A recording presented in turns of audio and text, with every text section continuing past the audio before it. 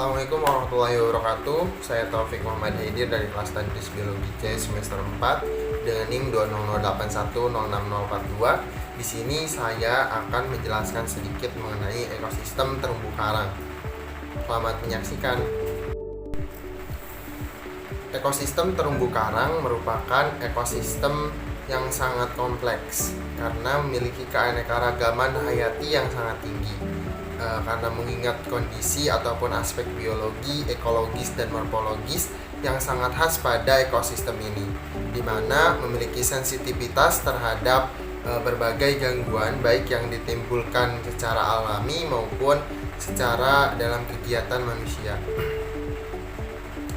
Nah, ekosistem ini tentunya tadi yang sensitif terhadap gangguan alami maupun suatu ekosistem sebagai ekosistem laut tropis di perairan yang dangkal dan hidup di perairan yang hangat dengan suhu 22 derajat Celcius dan biasanya dijadikan sebagai habitat di laut dan juga pencegah erosi pantai.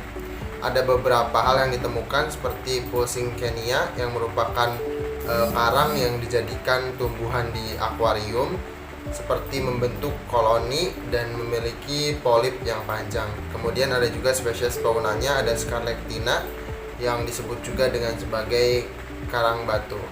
Dan juga ditemukan juga hewan selanjutnya yaitu ada karang Staghorn di mana hidup pada kedalaman 3-15 meter, memiliki cabang yang silindris.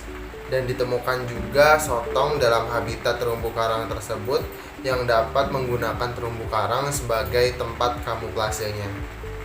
Nah, ditemukan juga ikan badut ataupun Amphiprion ocularis, di mana ikan badut tersebut menggunakan terumbu karang tersebut menjadi tempat hidupnya atau habitat hidupnya. Dan juga ditemukan belut moray, di mana dengan massa tubuh yang besar, terumbu karang ini menjadi suatu habitat bagi belut moray ini. Dan flora yang terlihat dalam ekosistem terumbu karang ini seperti halnya rumput laut yang terlihat memenuhi ataupun hidup berdampingan bersama koral. Kemudian juga terlihat ada beberapa spesies alga hijau yang merupakan kelompok alga yang mirip tumbuhan, di mana memiliki suatu pigmentasi hijau dan juga tergolong dalam makroalga. Dan hidupnya ini menempel pada suatu batuan-batuan. Sama juga seperti flora yang ditemukan selanjutnya yaitu lumut laut, di mana mirip seperti alga hijau yang berada di laut. Dan pola interaksi yang terlihat yaitu antara ikan badut dan juga ekosistem terumbu karang, di mana menimbulkan suatu bentuk simbiosis mutualisme. Dan juga ditemukan suatu bentuk ataupun proses pola interaksi seperti halnya simbiosis mutualisme yang kembali terjadi pada belut moray dan juga beberapa spesies terumbu karang. Dalam dua spesies hewan ini sama-sama terjadi hal simbiosis mutualisme, di mana ketika ikan badut ataupun ikan belut moray memakan suatu makanan dan mengeluarkan ekresi kembali akan menimbulkan suatu bentuk kesuburan bagi ekosistem terumbu karangnya.